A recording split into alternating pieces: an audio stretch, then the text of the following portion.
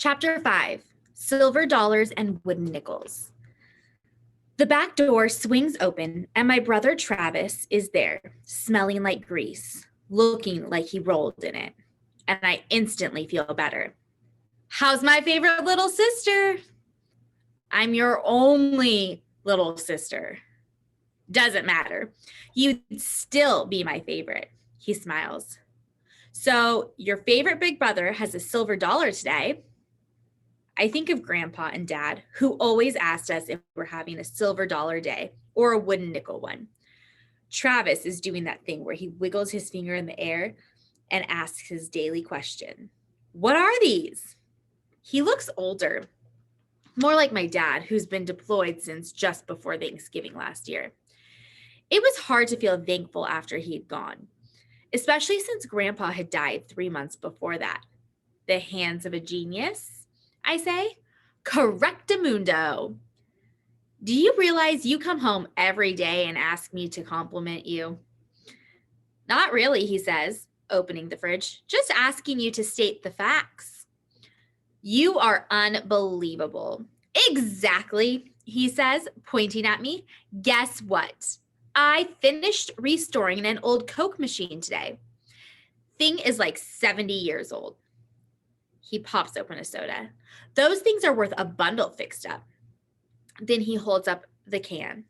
Look at this. Disappointing compared to those old green bottles. Travis must be happy. The happier he is, the more he goes on about things. And he says, I picked up an old gumball machine, the kind that takes pennies. I'll sell it for 10 times what I paid for it.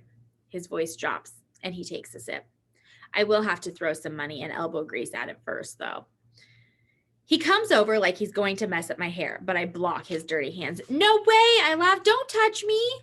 Oh, come on, Al. I've had a great day. And guess what?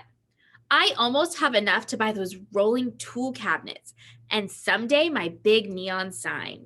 He swept his hand through the air like he's showing me a row of mountains. Nickerson Restoration, my own place. My name, our name, is going to be in lights someday, Al.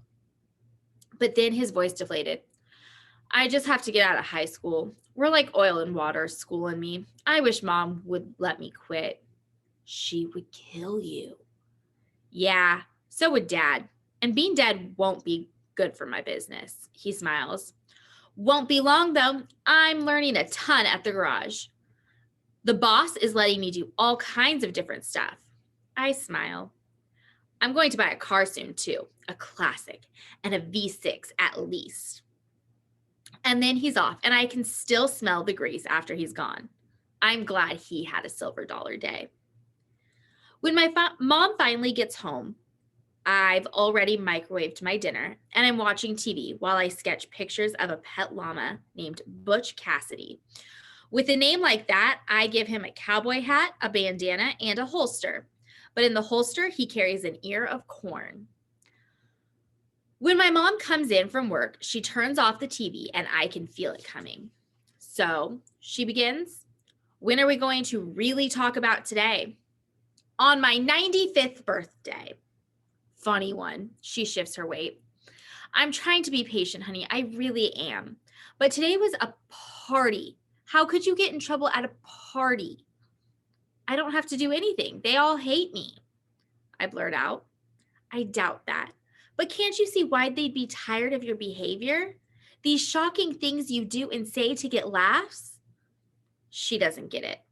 Being funny when you don't mean to be is terrible. Having to laugh at yourself along with everyone else is humiliating.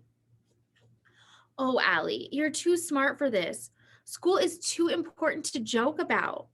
I don't want you working long hours on your feet for a bunch of tips like me. I want more for you. And you're so smart. Good at math, a gifted artist. Don't you think it's time to stop clowning around? I'm not that smart. You say that, but I'm not. Now, we know that isn't true. You could stand to work a little harder, though. I'm so tired of this conversation. We've had it 100 times. Even though my third grade teacher told her that I might just be slow, that my mom shouldn't expect too much of me. My mom's eyes got all wide and shiny when she heard that, and I felt sad and embarrassed for her having to be my mom. But my mother's never bought what that teacher said. I sometimes wish she would, but most times I'm grateful that she hasn't. She bends over to look me dead in the eye. I know that moving as much as we have has been hard for you, and I know I work all the time and can't keep tabs on your schoolwork. It has made it hard for you to keep up with some subjects, and I understand that. I really do. But you're going to have to make more effort, Allie. Things worth having are worth working for. I'll do better, I tell her. I used to say this and mean it. Now I feel like I'm just making up one of my stories. Her smile is sad. Okay, then, she kisses the top of my head. Can I turn the TV back on now? She unties her apron and she stares. Did you take your bath yet? No, I sigh. The tiredness in her voice says there's no use arguing. I trudge toward the hallway. By the way, I don't want to hear you say that people hate you, she calls out. How could anyone on earth possibly hate you?